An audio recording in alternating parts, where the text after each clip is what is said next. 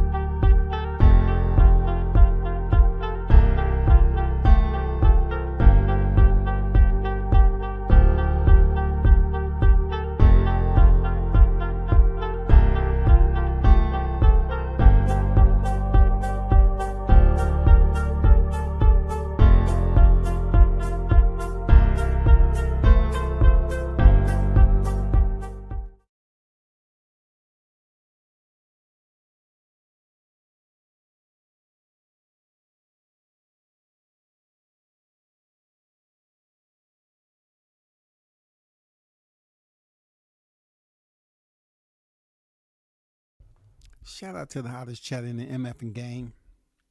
A-Side official. No negotiations needed, period. You already know the first in the building. WCS is on deck. On deck. You better believe it. We back with another one, man. UFC 300. And for those of you that's been, marching with WCS, you know and understand how much I like mixed martial arts. And BJJ, outside of boxing. UFC 300 is an epic card because it has champions, current champions, former champions, rising superstars, and I don't want to say journeymen, but well-known, experienced strikers who are considered to be, legends of the sport, right? That's how MMA is. You can have these fighters that's been in for a long time. They've had their wins and losses, and they're highly respected in the MMA community because they've been in there with just about anybody. I mean, everybody. You know what I'm saying? That was fighting on that level. But this is crazy, man. This card has been talked about for so long, and man, it's a stacked freaking card.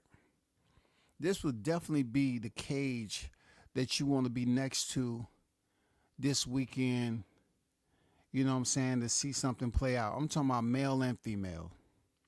Real talk. And what better person to break it all down to you than myself, World Combat Sports. I'm going to start by just going over, the undercard, and just let you know of these names, man, from top to the slab. This card is crazy. This card is absolutely insane, man. Absolutely insane. So let's get down to it. Davis and Figueiredo. 22-3-1. Don't look at the records as anything, you know what I'm saying? I'm going to break it down for you. You know what I'm saying? Davis and Figueiredo was a former strawweight champion. He went in there and fought 4 times with Brandon Moreno. Dude got mad skills, striking, grappling. He is definitely experienced, been at the top of the freaking championship pinnacle and held the strap. Sat the throne at the flyweight division of 125. He's moved up. His fight tomorrow will be at 135 bantamweight division. He's fighting Cody Garbrandt, man. No love. Cody Garbrandt, was known for being over there Team Alpha Male. The legend himself, Uriah Faber. who's a well-known WEC champion back in the day, for those of you that followed back then, all the way up to his transition over to the UFC, where he had ample amount of times, but he just couldn't pick up the chip. So in his stable, they was just waiting and waiting for somebody to pick up a chip out of that stable, out of that alpha male, stable. And Cody Garbrandt was the first one to do that. You know what I'm saying? Some people would say, well, T.J. Dillashaw did, but T.J. Dillashaw didn't do it under the banner of Team Alpha Male. T.J. Dillashaw moved and took up training with Dwayne Bang Ludwig. The way he did it is documented. I'm not going to go into it right now. But one of my favorite fights with Cody No Love, you know what I'm saying? This is Cody Garbrandt. So we're going to share screen a little bit, give you a little bit of insight on how electric this card is, man. This card is insane with the amount of talent that they have over here. Crazy, man. So this is Cody Garbrandt. All right. 14-5. You probably best know him as we go down, right? Let's get to where he was greened up a little bit. He went in there, had Mendez, Almeida, Mizugaki, and then his infamous fight, as I drop this down, he was the challenger for the UFC Bantamweight Championship. And that's when he went in there against Dominick Cruz. He went in there against arguably one of the best bantamweights to grace the cage. And he put on a boxing clinic. And he used Dominick Cruz, who is known for his footwork, agility, movement. He moved it. He moved the same way. He was elusive. He was able to keep his distance, land some incredible shots on Dominick Cruz, who throughout his career has been plagued with injuries. But there was no excuse this night because, Cody went in there and beat him fair and square and won the Bantamweight Championship. It was a very, very good fight, 5 rounds, and Cody won a unanimous decision. So he would later go on to have his situations twice with T.J. Dillashaw, losing his title in defense, knocked out in round 2. And those who know that, he kind of gave you that Robbie Lawler type brawling mentality. He just try to go all in and try to brawl it out. Once they get touched, they just try to throw everything caution to the wind and try to just, go knock the opponent out. And T.J. Dillashaw was able to land the more telling blow and get Cody up out of there. That's one of the times where Cody was exposed for his chin. You know what I'm saying? It was crazy, though. It was crazy how that worked because T.J. Dillashaw, he used to be a part of Team Alpha Male. And this whole situation with him moving the way he did, so snakish, to basically be maneuvering, scheming, to go train with Ludwig and looking for a house up there he didn't even really let anybody know. You know what I'm saying? That's why I said I was going to get back to this. And, this was between 2 former stablemates. So this was epic for Team Alpha Male to go in there and get this victory. But T.J. Dillashaw knocked him out. And that was in November 2017. And then he returned to face Dillashaw again in a rematch the following year. And Dillashaw knocked him out in 1 round. You know what I'm saying? I know it must have been tough for Cody because he was on top of the world. The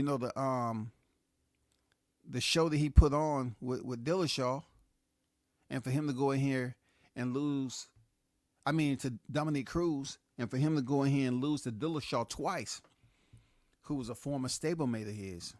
And, it was some bad blood there. on how he did Uriah Faber. Uriah Faber basically recruited Dillashaw to high school, man. He had his eyes on him as a wrestler in high school.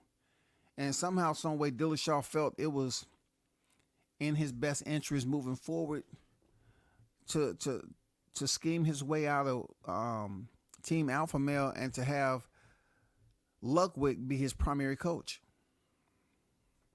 Anyway, he won 2 fights. He took Garbrandt's title, and then he defended it. Cody would go. That was August, right? August 2018. March 2019, he would come back and fight Pedro Munoz, who was a very tough, contender at that time, very tough. And he got knocked out in 1 round again.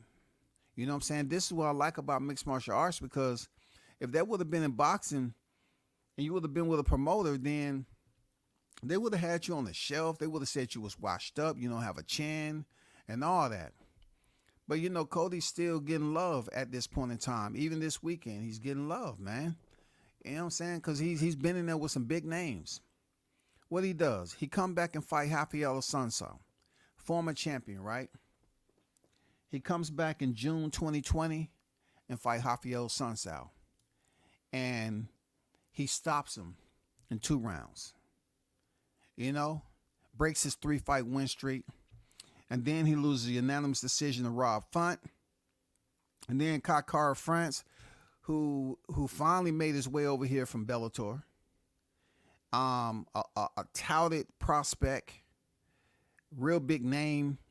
He goes in there and knocked Cody out in 1 round. So that's pretty much 3 fights after Cody won the title. That's 3 fights that he was knocked out in round 1. He was knocked out by Dillashaw, Munoz, and then France. Okay? Then he would come back March 2023, get a unanimous win over Trevor Jones, and then fought Brian Keeler.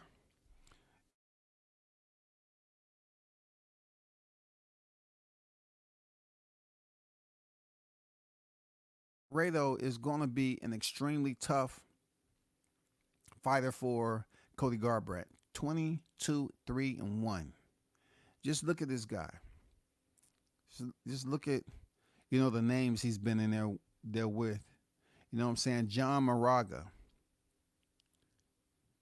Went in there against Formiga. Yushir Formiga. Alexander Pantoja. Here's another guy who's been around the block. Tim Elliott. Wow, man. Shout out to Tim Elliott, man. I like him as a fighter. Man, he's a tough mofo, man. He choked him out. Joseph Benavidez. You know what I'm saying? This is for the UFC vacant flyweight championship. If you don't know what the flyweight is 125 pounds. On the male side of the house, they go to 125. The female's 115 strawweight. All right? So he fought Joseph Benavidez for the UFC vacant flyweight championship. And he won that. All right? Because once again, I'm going to tell this story because I got a little bit of time today on this Friday, right? So Joseph Benavidez, right? Not to be confused with Jose Benavidez or David Benavidez. This is MMA, of course. He was another fighter on the Team Alpha Male that they was hoping to get a title. And dude was very talented, short, compact, all around skillful fighter. He ended up getting knocked out by Davison Figueiredo. Round 2. Then they gave him a freaking, because, he had a cut over his eye. He came back in July 2020, and Figueiredo subbed him out in round 1. You can't have it any worse for Joseph Benavidez because they wanted him to get a title so bad. And he was just like Uriah Faber. His whole entire experience and tenure over there at the UFC, he never won a world title. Figueiredo comes back and fight Alex Perez. He chokes him out. Remember, this submissions. This submission game with Figueiredo. You know what I'm saying? So you take that in consideration with Cody Garbrandt, who's being a striker, but he can wrestle too. And he's gonna have to use that defense. He's gonna use his wrestling to pretty much defend these takedowns, possibly that Figueiredo might bring to the table. Figueiredo gets a draw with Brandon Moreno. Okay, a draw. Champion UFC flyweight. He gets a draw with Brandon Moreno. Then he comes back for a rematch. This was December 2020. He come back in June 21, and he loses via rear naked choke. Nobody's seen this shit coming. Not even me. I did not think he was going to sub Moreno out, but he did. So he got the title. He lost the title, right? So they had another one come up, council bout between him and Moreno. January 2022. Bam. He gets a win over Brandon Moreno, unanimous decision. Now you're talking about a guy who's became two-time flyweight champion. Two-time. See this right here? Those of you, challenger. He came in as a challenger and he won that title back. Then, check this out. In January 23, he went up there as a two-time champion, earned that championship belt a second time, and he loses it. Doctor stoppage, eye injury. Crazy. Crazy, y'all. It's just unbelievably crazy. Seriously, just crazy how these guys end up having this rivalry. You don't see this much in boxing, man. A draw, a loss, a win, a loss. It's crazy. Then so he would go on to fight Rob Font, a common opponent, unanimous decision win over Rob Font, and I believe Cody Garbrandt has a unanimous decision win. So he gets Cody Garbrandt this weekend. It's going to be very, very solid at the end of the day. This is going to be a solid matchup. I would say striker versus grappler, but Figueiredo, he can bang too. You know what I'm saying? He can bang too. Real talk. But it's going to be an interesting fight. To be honest with you, being what I've seen with Cody's chin, he may get subbed out. I don't know, because he does have very good, solid boxing. His uncle, raised him and trained him in boxing. He does have solid boxing at the end of the day. Moving on. Bobby Green. These are prelims. Bobby Green is 31-15-1. I like Bobby Green, man. His energy.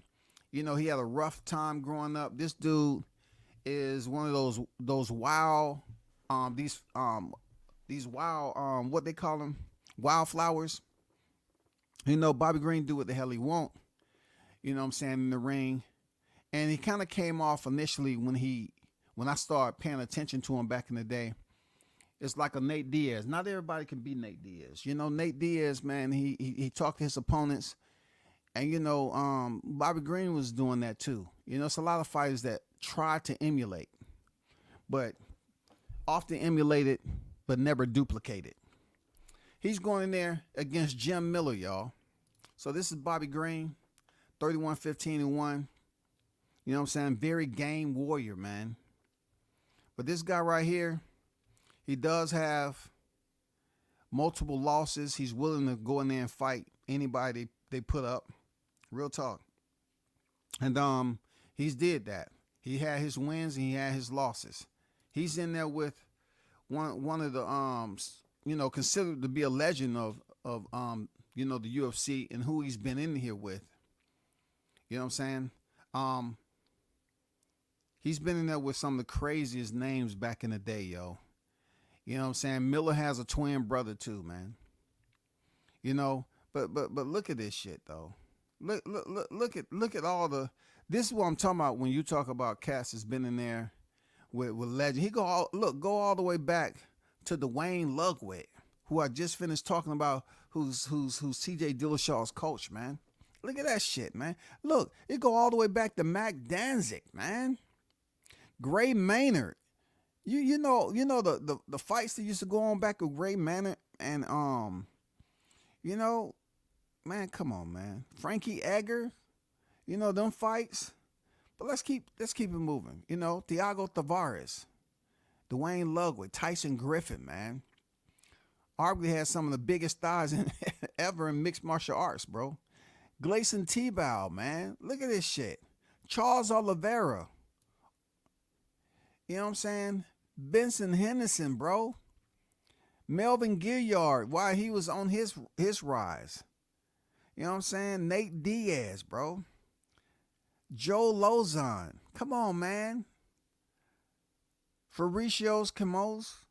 Yancy Menderes. Man, y'all remember Menderes, Hawaiian fighter? You know, that those of you that was back following the UFC back then. Donald Cerrone, man, the cowboy himself. Benil Darush. Look at this resume. Crazy. Danny Castillo. Michael Chiesa when he was in the game. Diego the Nightmare Sanchez, bro. Takanori Gomi. Joe Lozon again. Thiago Alves, bro. Look at this shit. Dustin Poirier. Anthony Pettis. Francisco Trinaldo. Dan Hooker. Charles Oliveira again. Clay Guida.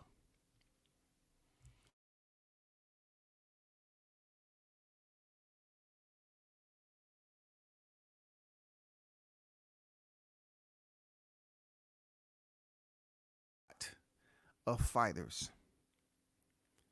And, you know, they look at him, you know, 37-17. They look at him as one of the legends of the sports based off. He's 40 years old. And a lot of people potentially having him going in here and beating Bobby Green just based off his experience and toughness. You know what I'm saying? If you go back to Jim Miller fight back here, where is it?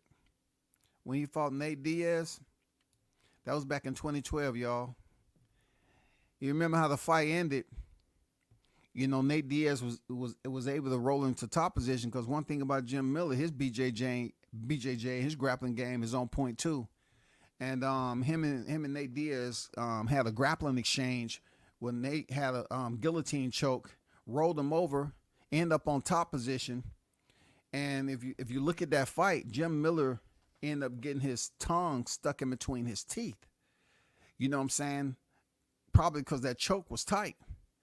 And, you know, if you look at the submission near the conclusion of the fight, I mean, he could have very well did some damage if he wouldn't have tapped. Being his tongue was in between his mouthpiece and his bottom teeth, could have severed his tongue. You know what I'm saying? But that was a crazy moment right there that, you know, that I remember from him and Nate Diaz fighting. Nate had him in a tight guillotine choke, the same one he had Conor McGregor in. You know what I'm saying? But, you know, Conor McGregor was a rear naked choke. And you know, this particular submission ended up being a guillotine choke where Diaz ended up on top. And it was tight too. But I just wanted to put that little story out there though. You know what I'm saying? I don't talk about MMA too much on my channel. I should more. But, you know, most of my audience is boxing audience. Let's move on to Jessica Andrade. A.K. Jessica Andrade. She's facing Marina Rodriguez. Hey, this is going to be a good fight. This is another fighter, if you look at it. 25-12 former world champion. Y'all already know how she won the belt. She picked up Rose Namajunas and dumped her on her head. Rose should have let go, but she didn't. And she was knocked out. But this is another fighter from Brazil, one of my favorite female fighters. Let's say the mini Mike Tyson, the Brazilian Mike Tyson, Man, she come to bang all the time. Her resume is incredible. She's been in there with some crazy competition. Serious, man. Liz Camooch. Shout out to my comrade, Liz Camooch. Simplify. That's my Marine comrade right there. The one who almost tapped out Ronda Rousey when in the first fight of the 135-pound bantamweight women's division. When Dana White said women would never fight in the UFC, well, guess what? He brought Ronda Rousey over there, and Liz Camooch was her opponent, and she had her in a RNC, standing RNC, and she almost, man, she lost it, due to the experience of Ronda Rousey. Anyway, moving on, Raquel Pennington. Valerie Letourneau, man. That was cancer, though. Larissa Pacheco. Sarah Moraz. Pennington again.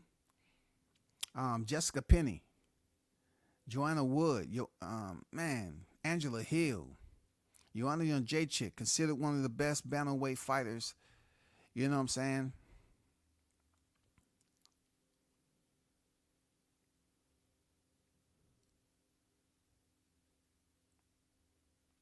Not bantamweight, strawweight.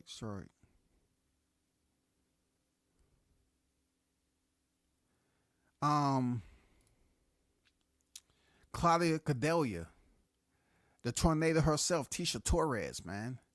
Carolina Kowalskiewicz, Rose Namajunas, Wally Zhang. You know what I'm saying? Valentina Shevchenko, man, she's been in there, and that's when she moved up, y'all. That's when she moved up.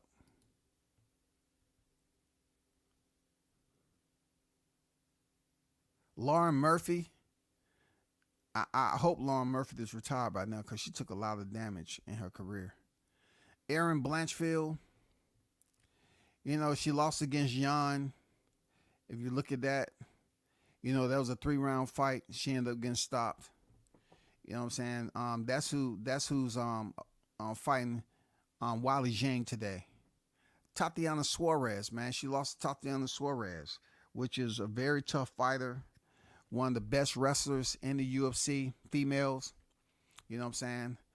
Mackenzie Dern, BJJ world champion. She has a win over her. Why? Because, her striking. You know what I'm saying? She won that fight against a BJJ black belt world champion. And that's her highlight moment. Now she's going in there against Marina Rodriguez, which this is going to be another tough fight for Andrade, just like Rodriguez. Andrade's had her ups and downs. There's going to be a lot of ups and downs in this freaking card. You know what I'm saying? But it's hard to say who's going to win this, man, because it's going to be a strike fest. Real talk. It's hard to say who's going to win this. I'm putting my money on Andrade, because I've been rocking with her for quite some time. Next, Jalen Turner, Renato Marciano. Man, this is a good fight, man. Even though Marciano may be ranked 11th, you know what I'm saying? He has a great possibility of defeating Jalen Turner. Jalen Turner's had his corners, his bumps in the road, losing some unanimous decisions. It's going to be an interesting fight, man. Sadiq Youssef against Diego Lopez. Sadiq is no joke, man. He kind of caught me off guard, man. His style and everything, toughness. But he's going in there against a guy who the crowd loves. It might be the hairstyle.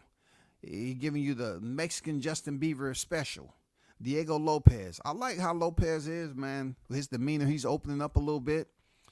And he's trying to climb that ladder over there.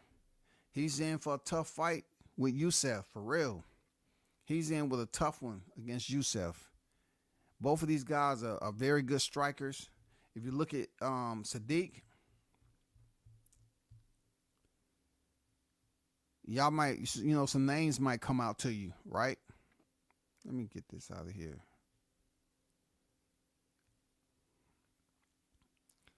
You gotta understand that, Andre Philly, UFC 46, that was back January 2020.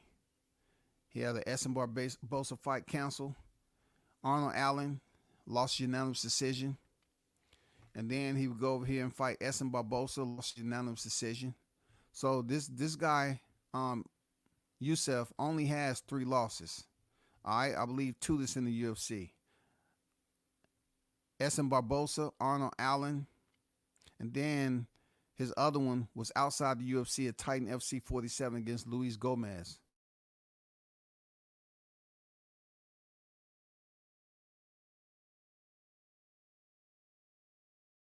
Diego Lopez, I'm going to take you back to his entry. Diego Lopez just made it to the UFC, and his first fight was May 2023, and he lost unanimous decision. I guess his name Mavsar. Okay, there was a lot of hype behind this guy coming over to the UFC, and then he came back in August 2023 and fought Gavin Tucker and won a triangle armbar, right? Getting his grappling on point. Then in the next fight, he won with punches. So this fight against Youssef is definitely going to be different, man. This is a very, very good matchup. And most of Lopez's losses had came outside of the UFC except one. You know what I'm saying? When he made his debut into the UFC, he lost. So the rest of the 5 losses that he has is outside the UFC. His debut, he had a loss, but it's a lot of fans, man, that like Lopez. Real talk. You know? But I think Youssef might pull this out. Seriously, I think he might hand him his second loss in the UFC. Real talk. So just keep your eye on that. And we're on the prelim still. Holly Holmes versus Kayla Harrison. Wow, what a fight. What a fight. And shout out to the chat, man. Shout out to Bruce Gas Boxing Jazz some more. Salute to you, OG, in the building. Great quiz show the other day. Salute to you. You know what I'm saying? Especially on jazz, switching it up, you know, adding a different cocktail to the live. You know what I'm saying? Adding a different strand to the smoke session. You know what I'm saying? The smoke quiz session. Mike on deck, salute to you. Appreciate y'all pulling up. So this is a crazy fight right here. This is a unique fight. I like it. Because both of these fighters have been champions. All right? It's just Kayla Harrison is fairly new to the UFC. Okay? Big name coming from winning a tournament over there at PFL. And she fought at 155 pounds over there. Of course, you know, WCS will inform you that over here at the UFC, the women's division only go up to 145. So she was able to win the women's tournament twice, which she was able to earn $1 million per tournament. She is a champion, Olympian champion in judoka, who has came over here to mixed martial arts. And she's did a thing over at PFL, and now she has finally transferred up to the big promotion of the Ultimate Fighting Championship UFC. Her record is 16-1.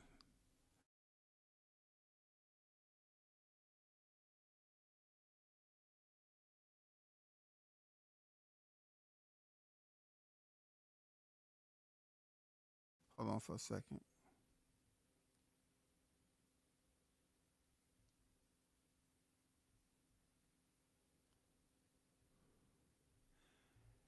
Kayla Harrison 16-1, right? Look at this resume though. Okay.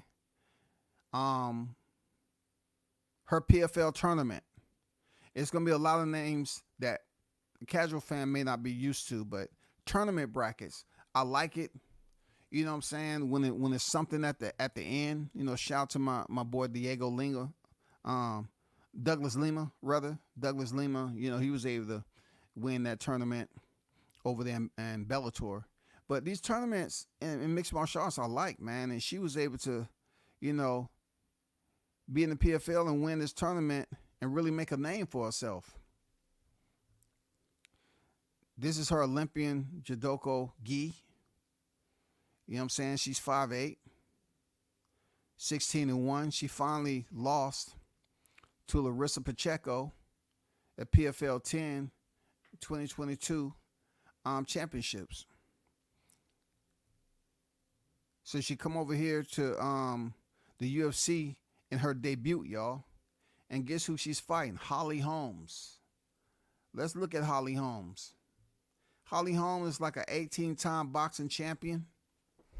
She's one of the few, man. She's a female legend of the sport. Real talk. Of combat sports, man. She is. She's a multi-time boxing champion. And she was the one who upset Ronda Rousey first when she was in the UFC. Now, as I go back to that, right? Ronda Rousey was on a tear. You know, Dana White chose to use Ronda as the pioneer for women's fighting over in the UFC at 135 pounds. That was the first division that they started off with when the women fighters were introduced to the UFC. When Dana White finally said, you know what, I'm gonna be open-minded. You know, let me open up this to women. So the first fight was Ronda Rousey and Liz Camuch, right? So for Holly Holm, when she finally got the shot, she had been doing her thing, you know, in other organizations up to that point. And she had a boxing career. So she's been around the block and back and on the block again and back. She's very experienced. One thing I like about Holly Holm is that she worked on her kickboxing. You know what I'm saying? She competed in kickboxing a little bit. You know, she worked on her overall game. Now, the one thing that was kind of, I wouldn't say left in secret, but was unsure how strong was her ground game. Because she's never really been in a predicament where she's been tested yet when she went in there with Holly Holm. I mean, when she went in there with Ronda Rousey. We know Ronda Rousey loved, you know, closing distance, in on the hips, double changing, clinching, anything to get that advantage to basically use her judo and, you know, take her opponent down and then work her grappling from there. As you already know, Ronda Rousey's mother, you know, she was also an athlete, and she used to train Ronda Rousey under, you know, like most parents, under intense conditions. But she was the name. Ronda Rousey was the name, big time. So when Holly Holmes came over there and used her boxing to expose Ronda Rousey's lack of boxing, and also her takedown defense, her wrestling, that people really never gauged, you know, that she had, she was able to use her kickboxing and land a high kick on Ronda Rousey. Now, lately, there's been controversy with Rousey still making excuses about her loss to Holly Holmes, talking about she had concussions and all this. No, you was winning. And then Holly Holmes, she clapped back and she said, no, you're going to give me my credit, goddammit. I was the better woman that night. I was a better fighter. It didn't have nothing to do with your concussions. You was getting lit up by Holly Holmes, and she ended up sending a left high kick your way and force fed it to you. And you say, no, I wanna lay down. I wanna eat this laying down. You know, so she kicked you in the head. You know, and then she GMP'd you, and they called a fight. You can't be taking away that shit, man. Shout out to Holly Holmes. She's in there with a tough one today. Why? Because let's go over here. Holly Holmes is 42, man. She's 42. If you go up here, you're talking about, you know, 33 years old, nine years. You know what I'm saying? So, and also you're talking about an Olympic champion and all that experience. It's gonna be a tough fight for Holly Holmes, man. Because the crazy part about this, let me go back to salute Kayla Harrison. She had one loss, but goddamn it, I'm gonna show you something right quick that's gonna blow your mind. Cause we hear about boxing all the time. You know, we hear about Canelo bitching about freaking weight and all this shit, right? Check this out. Check this out. Let me show you this right here. She was competing at 150 pounds. She used to compete at 175 plus as a Olympian. 150, y'all. She weighed in 136 for this fight. She weighed in 136. Let me show you. Where's she at? Hold up, man. It's crazy, man. She weighed in 136 pounds for this fight, which is unfreaking believable. Unbelievable. It took me back to the Conor McGregor days when he was weighing in at flyweight, looked like a skeleton. But this is just a snapshot, of her, weighing in at 136, man. She competed PFL 150 plus. And she weighed in today at bantamweight. Crazy. Y'all just don't know how crazy that is, man. For her to drop down that much weight from 50 to 40, all the way down to 36, when she competed high as 175 plus up there, man, that's crazy, man.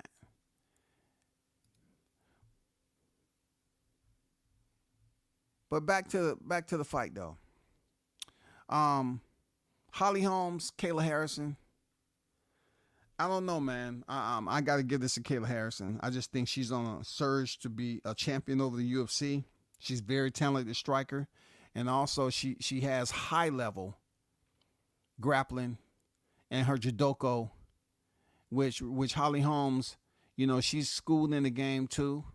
Her takedown defense, I don't know if it's going to be enough for a fighter like Kayla Harrison, who has the grappling ability. You know what I'm saying? She has the skill set to close distance and get in close to Holly Holmes and make her work. She has the strength, working all that years with that grip strength in judo. Nobody's going to tell me otherwise. I'm not saying it's going to be automatic. All I'm saying is she competed at a high level and won. You know what I'm saying? Prior to. So Holly being a little bit older now, and Harrison being 33, I think the young warrior in Harrison's is going to be too much for Holly Holmes, because Holmes has been through she's been to some tough fights. I don't know how good she's going to be when she retire, but she's been to some tough fights, so I give this to Harrison, man. Moving on, Calvin Kattar and Aljamain Sterling. 23-7 is Kattar, 23-4 is Aljamain Sterling. Aljamain, you already know. He had the controversial win with his title over Petrie Young. And people never really liked him after that, even though he defended his title and beat Jan in the rematch. You know what I'm saying? He beat the Corey Sandhagen. I mean, Calvin Kattar's been in there with some of the good names, but he's failed. You know what I'm saying? The match he had with him and Max Holloway was a damn good match. It was bloody, but he got beat up. You know what I'm saying? He's been in some good fights. Really good, tough wars. Aljamain Sterling, what can we say about him with his wrestling, his grappling? You know what I'm saying? He is an all-around skillful fighter too. Has his striking. This is MMA. You're able to use your head all the way down to your feet. This is a mixed martial arts game right here. And when it boils down to it, in my opinion, in this matchup, for those of you that may look at this and see 145, yes, he's moved up to featherweight. He has left 135, where he was a former champion, and he's now contending at featherweight at 145-pound divisions. This will be a 3-round fight, 5 minutes apiece. And this is a tough fight with Aljamain moving up to fight Kattar, who's been up there already. This is going to be a fight. I don't know who's going to win this. Seriously. Kind of leaning towards Calvin Kattar. I don't know who's going to win this, man. I'm leaning a little bit towards Calvin Kattar, though. Next, Yuri Prochazka and Alexander Rakic. I bet on Prochazka to beat Alex Pereira, and I lost that one.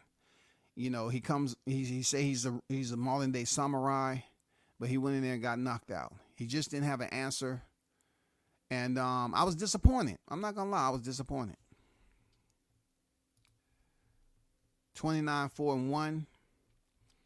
You go back to him being stopped in round 2 by Alex Pereira. If you look at this, UFC vacant light heavyweight championship.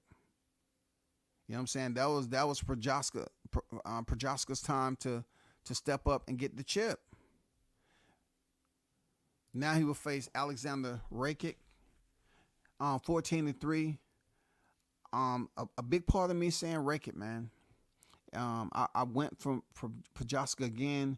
He didn't seem to have an A and B plan. It didn't seem like his skill set, well, his cage IQ. It seemed like he just didn't have an answer to a fighter who was just consistent. You know, Pereira was consistent. It wasn't like he was doing a lot. He wasn't coming there doing a whole lot. He wasn't doing no round heel kicks, spinning out. You know, he just wasn't doing any crazy shit. He was just sticking to the basics, and he's really good at that. Plus that kickboxing background, Prochaska just didn't have an answer for it. Rakic, though, you know, he lost to Juan Blachowicz, who's a former light heavyweight world champion. You know, he's supposed to have a rematch that was canceled, right? So you see the cancellations up here. And when he finally had a fight with Blachowicz, he lost. But he did, you know, have wins over Thiago Santos and former world champion, contender, Anthony Smith. Jimmy Manawa, you know, he was a contender at one time too. So this is going to be a good fight, man. I'm leaning towards Rakic, to be honest. Alexander. It's just some, you know, about Prochaska. It's not going to be a good look for him to take 2 losses in a row, but it just might be on his doorstep, goddammit. Bo Nickel. Hey, Bo Nickel is going in there 5-0 against Cody Bondrich. Now, he's ranked 37 and Bondrich 55. I'm not going to hold you on this. Bo Nickel is pretty much one of the most highlighted multi-time champions, college wrestler champions that's coming over to mixed martial arts. He's been in some grappling tournaments. I know y'all seen the one with him and Gordon Ryan, where Gordon Ryan was playing around and, you know, trying to back up until Bo Nichols get him engaged, and Bo Nichols suplexed him on his head. But shortly thereafter, Bo Nichols was submitted. This was in a grappling match. All right. So this is a highly touted, high-level wrestler on the college level who's transitioned to the professional mixed martial arts. I'm not going to hold y'all on trying to say Cody Bondrich may win. Just because Bo Nickel has great wrestling doesn't mean he has good striking. You know, people have to understand that. Mixed martial arts has evolved so much where, you know, back in the day, you had the fighters that come in here with hands. You know what I'm saying? You had the fighter that come in here with hands, but they had to work on other things. You know, when they start getting taken down, they had to work on the takedown defense. They had to work on working off their back. Even Derek Lewis, one of those strikers, get put on his back and really couldn't do anything. So what you think the game plan was for his opponents? Put him on his back, and you can pretty much work the round away. And he worked on his takedown defense and worked getting off his back. But anyway, this is going to be a tough one for Cody Bondrich if Bo Nickel decides to use his wrestling. But what I've seen over time is that these wrestlers coming into this sport, especially the UFC, they start to work on their boxing. They get with a boxing coach and they start to work on their boxing. When you as skillful as Bo Nickel is in wrestling and you operating on that level, it's not going anywhere anytime soon. So he's going to work on his striking, you know, his kicks, his hands, you know, everything else, you know, unless he get in there with a very high level, which he ain't now. You know, he's only 5-0. He's not going in there with a high level fighter that doesn't worry about his wrestling. You know what I'm saying? Because everybody get put on their back is not necessarily at a disadvantage. But if you're fighting guys that's tailor-made for you to continue to pack away those wins, then you may see him go to his wrestling if he starts to get beat up. So keep your eye out for Bo Nickel, man. A lot of people are going to be looking for him, man. Former champion Charles Oliveira, man, is going in there against Arman Sarukian. This is gonna be a good fight, man. Charles Oliveira is a every now and then, you know, he can be unpredictable. Not unpredictable in a good way. You know, like he won the fights. Sometimes he lost the fights he was supposed to win, and he won the fights he was supposed to lose. But he is a former champion, though. And this is closely in the rankings, man. You know, number 2, number 6. They're fighting at the lightweight division. And that's 155 pounds. I don't know who's going to win this. I'm leaning a little bit towards Oliveira, because he does have more experience. He has been in there with some big names. He's had his W's, and he had, you know, a couple of big losses. If you look up here, let me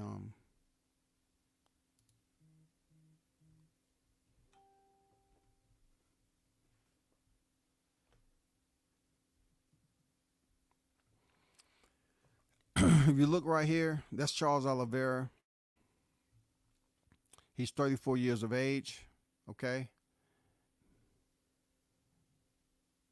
So his last win was Benil Darush, but he lost to Islam Makhachev, and he had wins over the Justin Gaethjes, the Dustin Poiriers, the Michael Chandlers. Come on, man.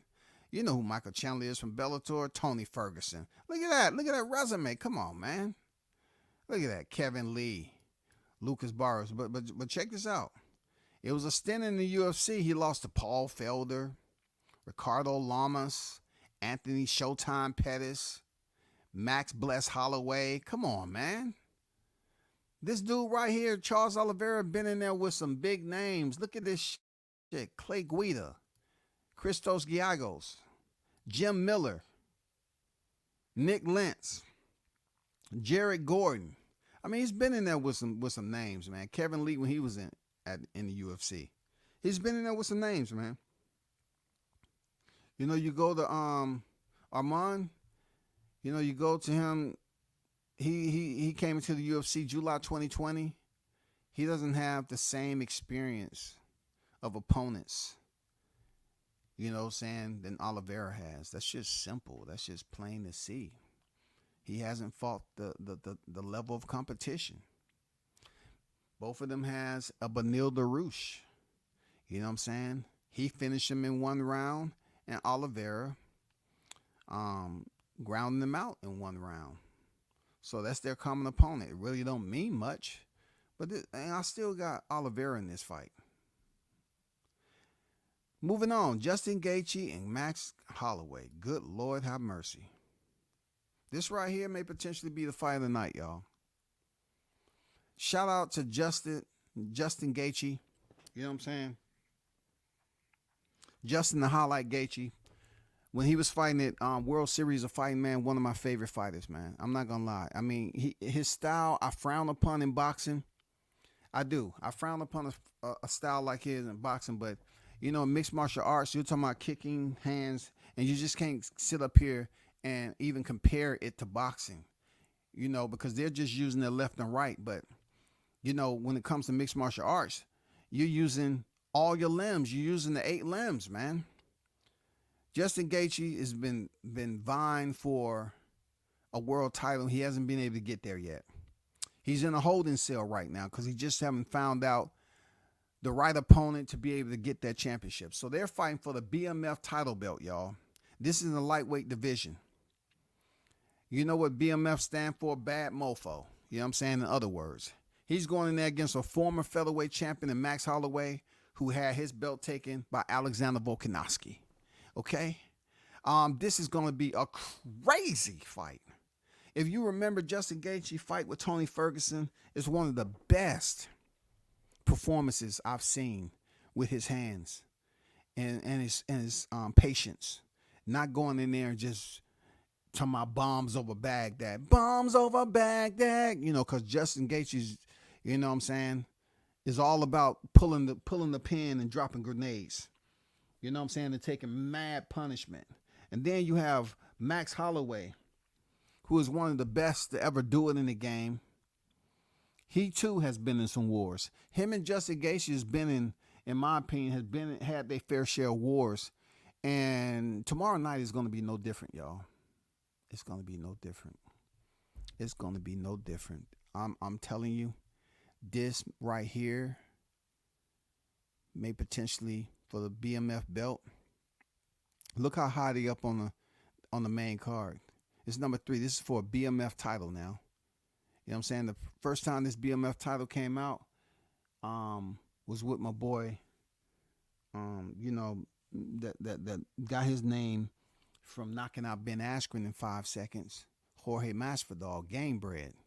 You know, he was the first, I think, to fight for a BMF title, if I'm not mistaken. But they're fighting for the BMF title tonight.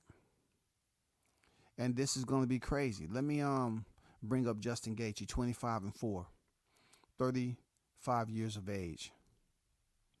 Let's go back to the WSOF days when I was following, right?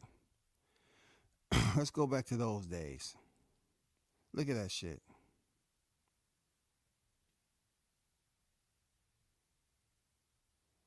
Him working himself. And if you check out some of this, right? We're talking about championship now. We're talking about him being a champion over there at WSOF. You know what I'm saying? He did earn a belt over there. WSOF World Series of Fighting Lightweight Championship. And then finally he comes up here and he goes to the Ultimate Fighting 25 finale against Michael Johnson. He wins in round 2 via punches. What a fight. That's one thing Gaethje gives you. He gives you action. He gives you entertainment.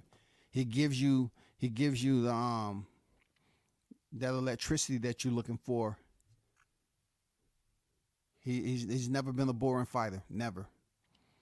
Then he comes over here from the Ultimate Fighter, and he has his first fight after the Ultimate Fighter 25 finale, right? He faces Eddie Alvarez, the Underground King, y'all. Eddie Alvarez has been a champion in every organization he's been in, right? He loses round 3, knees and punches. That was December 2017. Then he comes back April 2018. He faces Dustin Poirier, loses. These are not subs, y'all. He's losing by punches, but not to mistaken the fight being a lopsided fight. Man, they was banging out in there, man. These 2 fights right here is a classic back-to-back for Justin Gaethje. It's a classic because he came over here from the World Series of Fighting, went through the Ultimate Fighter, beat a warrior like Michael Johnson, a vet, and came over here and fought 2 top names. And, you know, he might have took 2 losses, but he earned the respect of the mixed martial arts fan base. He went in there, and this is hilarious, right? Hey, I got a backstory with this because, you know, it's people that don't know a lot about, you know, how I was freaking tactically moving through the combat streets, right? So I was in the process of trying to line up a fight with James Vick. You know what I'm saying? And James Vick has some people, and you know, look at the date. This is back in 2018. Okay, just to bring you back. So this is when, you know, you had certain people trying to start podcasts and stuff. So, you know, I got the impression they seemed like they was trying to charge for an interview. You know what I'm saying? They was trying to charge for an interview. So, James Vick went in there and he was scheduled to fight Justin Gaethje. And it was real nasty, man. You know, James Vick was talking about how bad Justin Gaethje seemed like he's punch drunk. He's stuttering. You know what I'm saying? He's slow talking and shit. Like he was talking cash money shit. And I felt some type of way about Vick, man. You know what I'm saying? Because I was like, you haven't did anything really yet to be trying to do that with people who's trying to reach out to you. So he goes in there and fight Justin Gaethje, man, gets knocked out. Starched in round 1. Starched, man. I say, well, I don't need no interview now. Edson Barbosa, man, come on, man, Brazilian legend, man. One of the fastest switch kickers in the game, man. His fast twitch fibers is crazy, crazy. He goes up here. Peep this out now. Right hook, round 1, knocks Edson Barbosa out. Come on now, this is Justin Gaethje. Donald Cowboy Cerrone, round 1. This is coming off 2 losses. In boxing, you would have took 2 knockout losses like that. They want to put you on the shelf. They want to banish you. They want to, oh, you washed up. You ain't no good. Mixed martial arts, 4-ounce gloves, hands and feet, knees, elbows. You know what I'm saying? Come on, bro. He beat Cowboy Cerrone. Goes up there, beats Tony Ferguson. One of the best performances he's had that I talked about earlier. Punches, round 5. Beat him up. He won the interim lightweight championship that time. You know what I'm saying? Then he goes in there and finally gets his shot at Khabib Nurmagomedov. Now, those of you that keep on saying Khabib Nurmagomedov is the GOAT, you better stop it. Don't let me click on his name and remind you. But I will anyway. Khabib, with Justin Gaethje family there and everything, man, he went out there and stopped that man in round 2. He subbed him out so easy. It wasn't even a contest, man. That's the only fight. I look at Justin Gaethje, I say, bro, you waited so long to get this OP. And, man, you just didn't bring it. You know what I'm saying? Like, were you giving Khabib too much respect? Anyway, moving on. Michael Chandler. He get that win over Michael Chandler. Unanimous decision. And then he loses to Charles Oliveira via rear naked choke. You know what I'm saying? Then he goes in there and wins against Dustin Poirier in round 2 head kick. Nobody even saw that head kick coming because Justin Gaethje don't head kick, bro. He don't head kick. But while I'm on him, though, check this out. Stop saying this dude the GOAT. Check this out. Check it out. Okay, so when he freaking right here, this right here, vacant UFC lightweight championship. He fought Alaquenta, 13-3-1, and went the distance with Alaquenta to win the lightweight championship. Look, he had 1, 2, 3. Now, people are going to say, oh, this is Edson Barbosa. Okay, Edson Barbosa wasn't undefeated when he fought him. Okay, Michael Johnson. That's the same guy that Justin Gaethje beat when he came in the Ultimate Fighter. All right, let's be clear. The Rail Hutcher and all that, Rafael dos Anjos, no. When he won the championship, he had Conor McGregor, which was the most hype, and when he lost his wits and got fined some crazy amount of money, he subbed him out in 4 rounds, and then an all-out brawl broke out. And then he beat Dustin Poirier. He subbed him out in 3 rounds.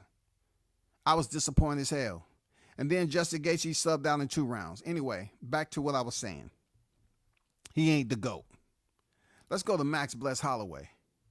25-7. Max Bless Holloway, man, is one of the GOATs of the featherweight division. No doubt about it. 32 years of age. He's been in some wars. Shout out to Hawaii. You know, he's been in there with some goddamn names, man. Let's take a stroll right quick, bro. You know what I'm saying? Like, Bless, look at that. UFC Fight Night 26, Conor McGregor, he lost. Unanimous decision. You know what I'm saying? Look, who remember Leonard Garcia, man? Denise Bermudez. Look, let's keep going. Andre Philly, right? Let's get to Clay Collard, the one who made his run during the pandemic. He's a mixed martial artist and boxer, right? Cole Miller, tall, lanky fighter Cole Miller, man.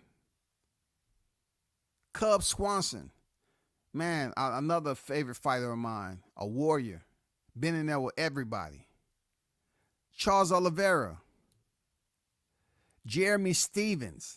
This is Max Bless Holloway's. Ricardo Lamas, Anthony Showtime Pettis, Jose Aldo, yes, considered one of the best. You know what I'm saying? In the UFC ever fought. You know what I'm saying? Jose Aldo. Unfortunately, he was knocked out 13 seconds by Conor McGregor. Frankie, the answer, Edgar, man, council bout. He went in there and fought Jose Aldo again and won. And Jose Aldo is considered a legend of the sport. Shout out to the Brazilian. Brian Ortega, T-City. Man, that was a crazy, bloody fight. More so Ortega's blood being shed, you know.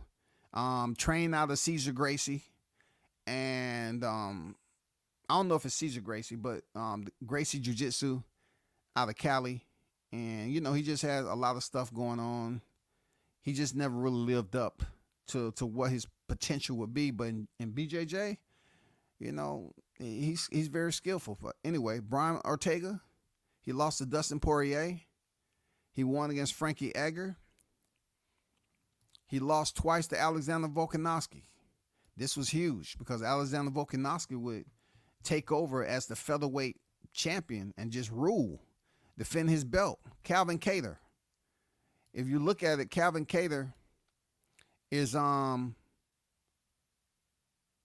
who did I say he was? Hold up. Who did I say he was going in there with? Aljamain Sterling. Yeah, Calvin Kattar is going in there with Aljamain Sterling. So he beat Calvin Kattar. Yair Rodriguez beat him too. Alexander Volkanovski, he get a third shot at Volkanovski and loses a unanimous decision. So he was defeated 3 times by Volkanovski. That's big. You know what I'm saying? And Chung Sung Jung, that was a good fight, man. He ended up getting him up out of there in round 3. But this Justin Gaethje fight will be insane tomorrow.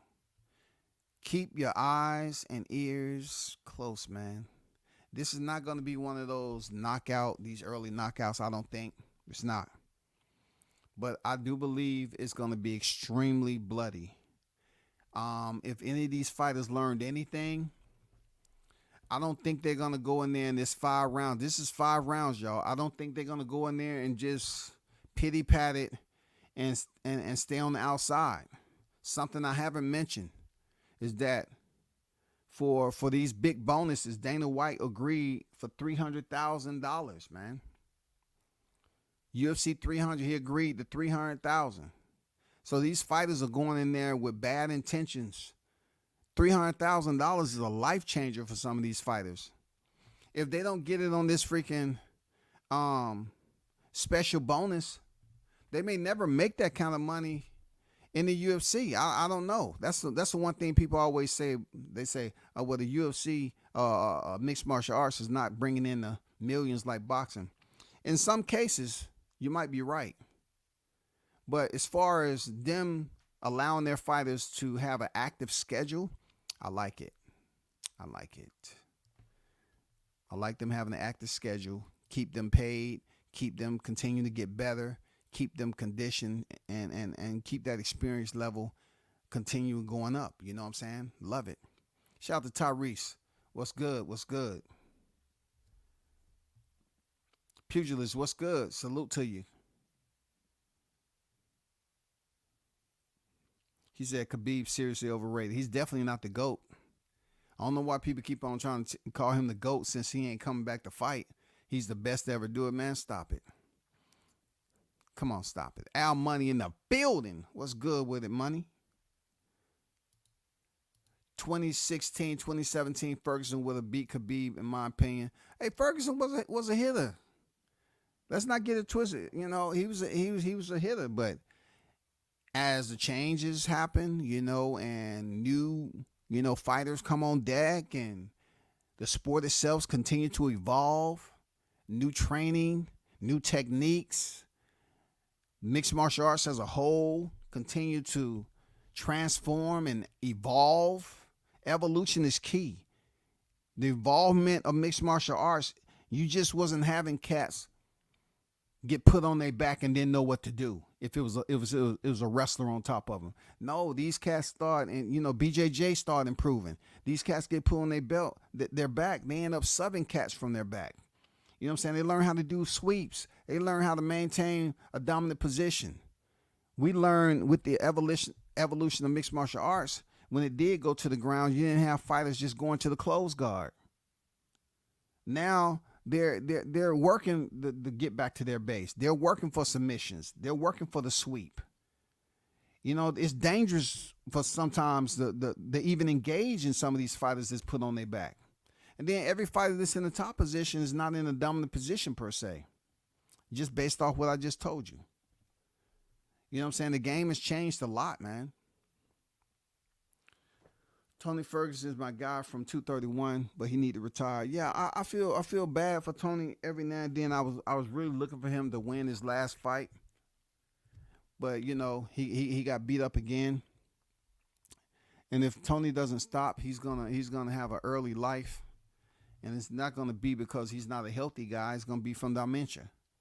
You know what I'm saying? Because that man has took a lot of damage up top, and you know I'm not trying to sit up here and say that I'm a sports medicine therapist and all this shit, but he's taking a lot of punishment. So I just want him to be able to retire and get up out of there. He did a whole freaking camp with Goggins, whatever his name is, this guy that always seemed like he's angry. I guess that's how you motivate it. You know, he always dropping F-bombs all over the place. So he went through a whole freaking camp with Goggins, and he still didn't win. Like, he showed heart though, as always. That's never been a question. But let me get back to this. Shout out to everyone that's in the chat, the hottest in the game. Appreciate you pulling up. But that's gonna possibly be the fight of the night, y'all. That right there. Let's go up to Weili Zhang. We have two Chinese female strikers, man. Zhang is the current reigning champion. Yan is there to take the belt.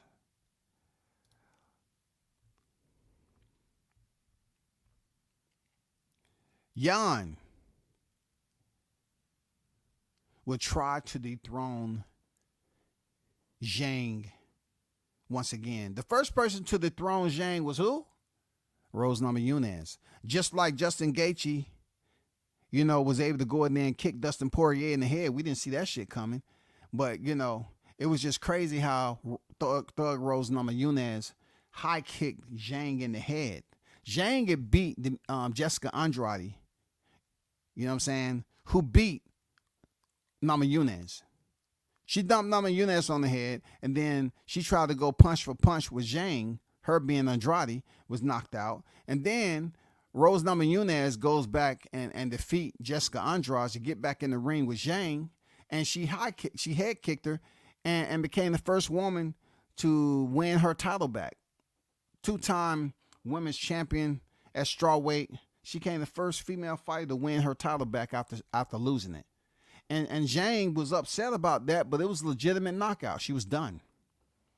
She wasn't prepared for that high kick. Shout out to my girl Namajunas, man. You know what I'm saying? But two Chinese fighter, man. This is gonna be tough, even for Zhang, because Yan got some very good striking. And I'm gonna tell you, I think her striking is better than Zhang. To be honest with you, I think her striking is better than Zhang. I remember when the Chinese fighter Zhang was just coming on, and they was highlighting her. This is the first ever Chinese champion. Now, look how it's done came together. Now you have another Chinese fighter coming in here, Yan, and she can fight. She can fight, man. She knocked out Jessica Andrade. She knocked her out. Hey, it's gonna be a tough fight, man. This may be one of those back and forth affairs, man. This may be one of those type of fights where we see 5 rounds. Now, I don't want to say somebody's gonna get knocked out early, because Zhang just don't go in there and get knocked out. But I think this will be a very good fight. I'm not saying somebody won't get knocked out. But I you know, with Yan just coming over there to the UFC, haven't been over there long. If you can look right here, she came 2020, fought Claudia Cordelia with a win, and then had 2 losses. All right. Marina Rodriguez is the one who's fighting Jessica Andrade. Okay. So Carla Esparza, she was one of the first women's strawweight champions who defeated Rose Namajunas off the Ultimate Fighter. One thing she had, Claudia Esparza, she had wrestling. And so she had wrestling, she worked on the hands. So she was able to get those hands together. But, she came over there, lost to Carla Esparza and Marina Rodriguez, had wins against Miss Kenzie Dern and Jessica Andrade. So you want to talk about common opponents, you know what I'm saying, with Jan, guess what? She has a win over Andrade. You know what I'm saying? She has a win over Andrade. Look at Yang. Yang had her stint when she came over here. She didn't. I wouldn't exclude Tisha Torres, but she got wins. Common opponent Jessica Andrade. Then of course, Joanna Jędrzejczyk. Check this out. Champion UFC strawweight. They gave Jędrzejczyk a chance to get the belt back. That is the woman who's considered one of the best to ever do it in the strawweight division. You know what I'm saying? She's considered one of the best to ever do it. I like Joanna. I didn't like her when she was going at Rose back in the day until Rose humbled her. One of the most classic epilogues, if you can check it out, on the shit she was talking about Rose not being mentally fit to be a champion and all that shit. And man, Rose went in there and knocked her out in one round. Stopped the press. Put her down and out. She was never the same. Couldn't get the title back to this day. What did Deontay say? To this day. So they've been giving her opportunities. They gave her opportunity to go over there and try to get it back with Zhang. No, it didn't happen. Check this out. Look at that. Look at that. I just want to show you who this is. Wally Zhang now. And my girl, Rose Namajunas. How she came back. Dumped on the head by freaking Jessica Andrade. Came back. You know what I'm saying? Head kicked her. I mean, Namajunas is a Hall of Famer, period. She beat Joanna Jędrzejczyk. And she beat Wally Zhang. She's a legend, man. She's a legend. Real talk. She's a legend. Serious. She's a legend, man. She's a legend. Then, if you look down here, what I just told you, the championship, right? You know how I just said they give Joanna all the chances in the world. Look, boom. They give Joanna Jędrzejczyk a chance to get back in title contention. That's what I love about the UFC. They always giving these fighters time and rotation to get back into the game. And then she beat Carla Esparza. Crucifix rear naked choke. And she has wrestling. She has pretty decent hands. And then Amanda Lemos, unanimous decision. So now this fight right here, man, it has all the fixings, all the fireworks to be a very competitive fight. I think Jan wins this. Seriously. I think Jan wins this shit. I do. I think Jan wins it. Her striking is better than me. And this ain't no short girls. Like, she got pretty good height on her. She got nice biceps. Nice base, nice skeletal structure. She's put together, man. Just like Zhang. Zhang is a freaking powerhouse too, man. This doesn't show it, but man, that girl got muscles, man. She's the one who picked up freaking Francis Ngannou in the crotch lift. She picked him up with a crotch lift, man. And this girl is like competing at 115, man. What are we talking about? Jesus. And of course, the main event. Alex Pereira, the assassin, the mercenary, the debt collector. This dude is insane, man. Like, dude, he's a two-weight world champion. He solidified himself. You know what I'm saying? He's a two-weight world champion, middleweight and light heavyweight.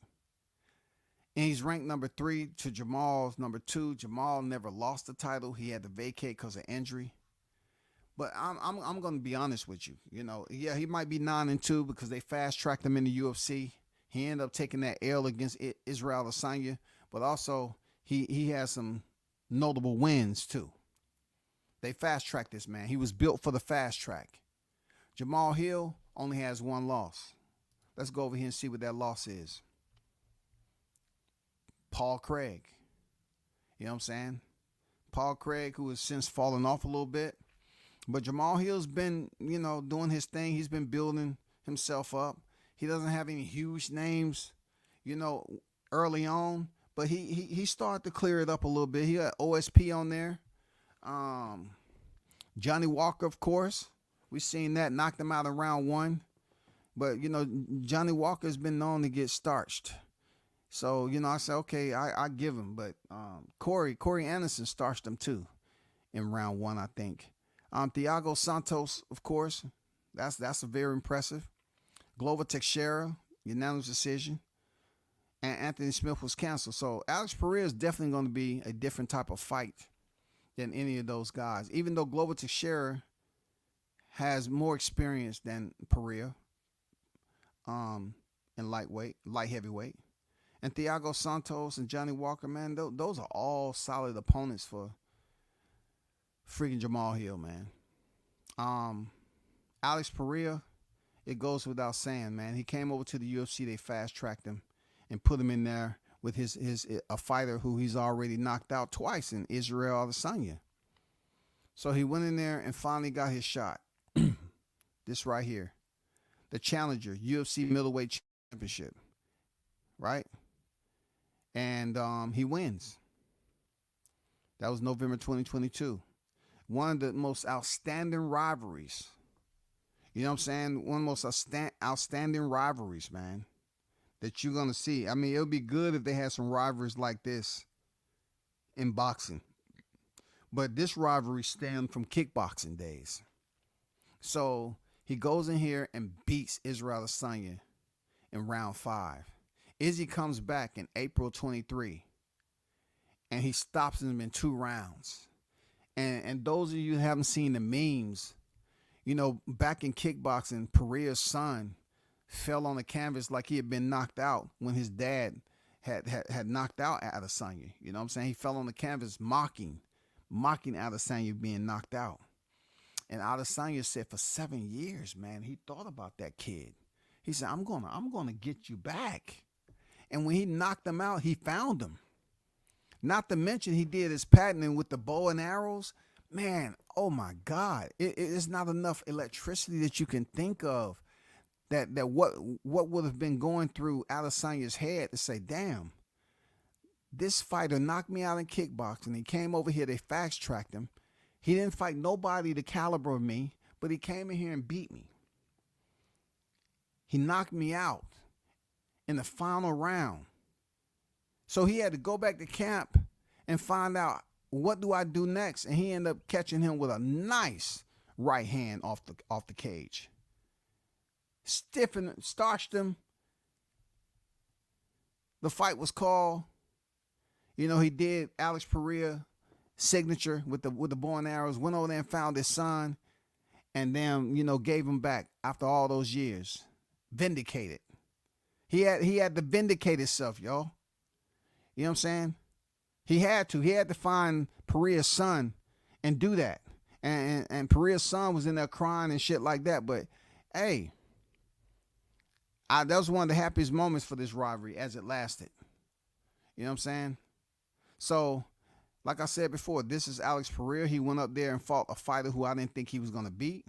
Juan Blachowicz. He won a split decision. And then the biggest win, okay, the vacant UFC light heavyweight championship. He beat the former light heavyweight champion, Juan Blachowicz. And then he came over here and fought Yuri Prochazka. And I was going for Prochazka. I didn't think that Alex Pereira can do it. And he stops this man with a left hook in round 2. I was disappointed like a mother. I was disappointed, y'all. I was disappointed like a motherfucker, man. Now he's going in here with Jamal Hill. I don't know, man. A part of me want to say Jamal Hill can get it done. He had better opposition.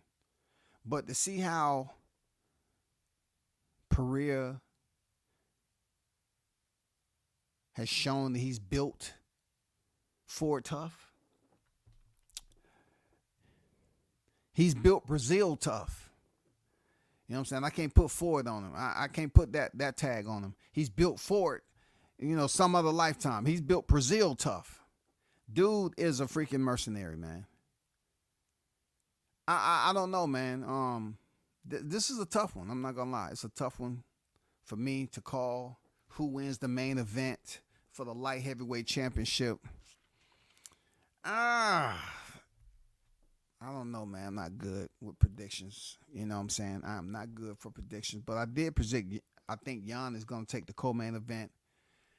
And I think Hill may send Pereira about his business. I think he gets the win. He should.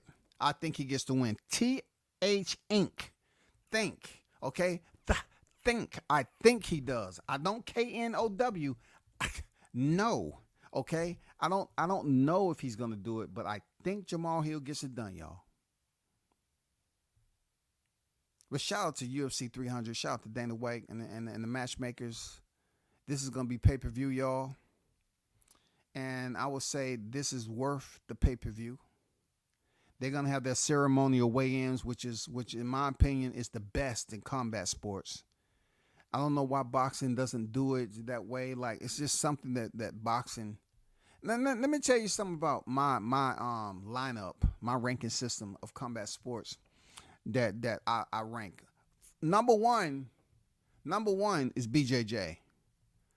BJJ allows an individual not to be of huge stature, muscular stature, not too tall and all that. I mean, I see fighters contending and they have these divisions called the Absolute, and a grappler can be outweighed by 100+ pounds. This is not the heavyweight. This is when you go in there, it's a mismatch, and you see smaller grapplers tapping bigger grappler, and sometimes you see, the larger grapplers with the experience tap out the smaller grappler, right?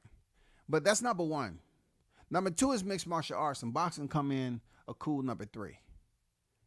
I'm just gonna tell you, boxing come in a cool number three. So if I ain't on here sometime, a lot of the times, you know what I'm saying, I'm looking at BJJ matches. I'm looking at mixed martial arts. And then also I'm looking at boxing. So boxing is not my primary. Like, I don't sit up here and say, well, it's not too many people that can go through a whole card, just knowing the history of some of these fighters and what I've watched and so forth like that. And then talk about boxing in the same light, with the same energy, with the same knowledge, with the same storage capacity. You know what I'm saying? But hey, they act like they don't know. They know. I just don't do the boxing shit now. Just in case y'all forgot. I definitely do this mixed martial arts.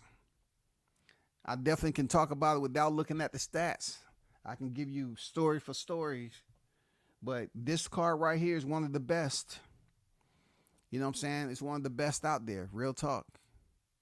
It's one of the best out there, man. What's going on? The Big Bunch and Boxing in the building. Salute to you, man. I see you.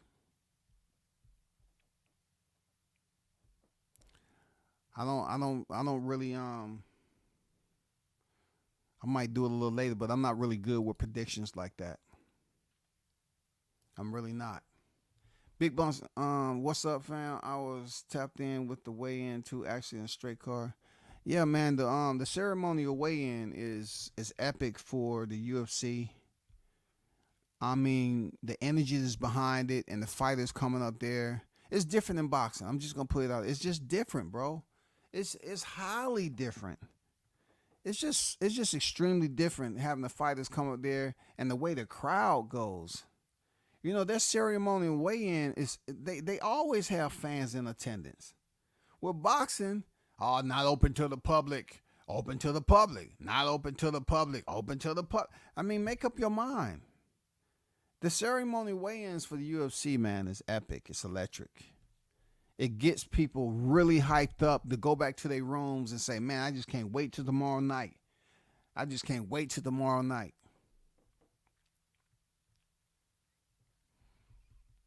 Pereira, Gaethje, Armand Sterling. Okay.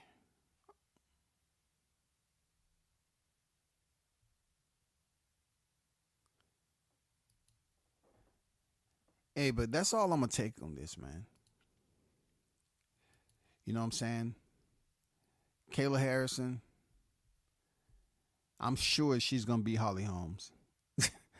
That's my sure. I'm sure she's going to be Holly Holmes. Real talk. That's for certain. But, man, a big shout out to the hottest chat in the MF and game. A-Side official. No negotiation needed, period. You already know we're going to do it again. I'm out. Peace.